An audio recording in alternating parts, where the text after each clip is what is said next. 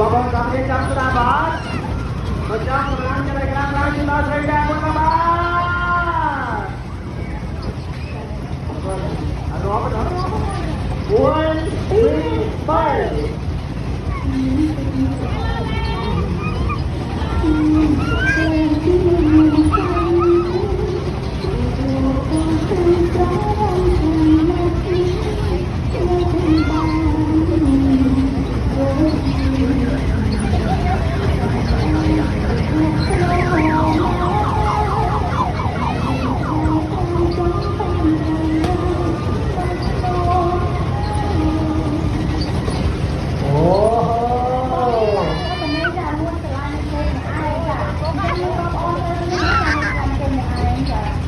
គុណ1 បោអ្នកស្រឡាញ់គេមិនឯងណាថាអពុកស្នាមបាទ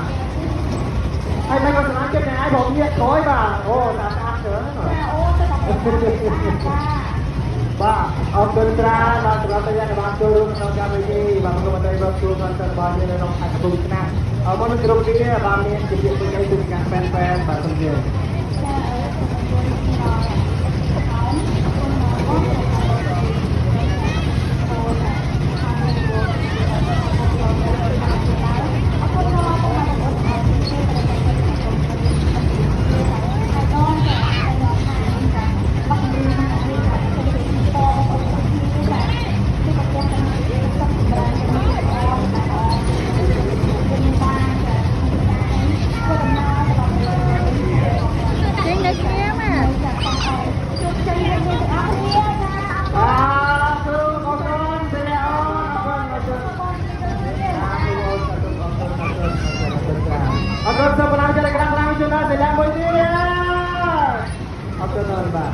អរគុណដល់សេចក្ដីទីគោរពនិងទីមេត្រីពីអ្នកអំណាចនៃកម្មវិធីរបស់យើងបានជារបស់ជំរាបពីរូបពីកណ្ដាលជំរាបបរិយារីដែលជួយមកពីសម្រាប់ថោ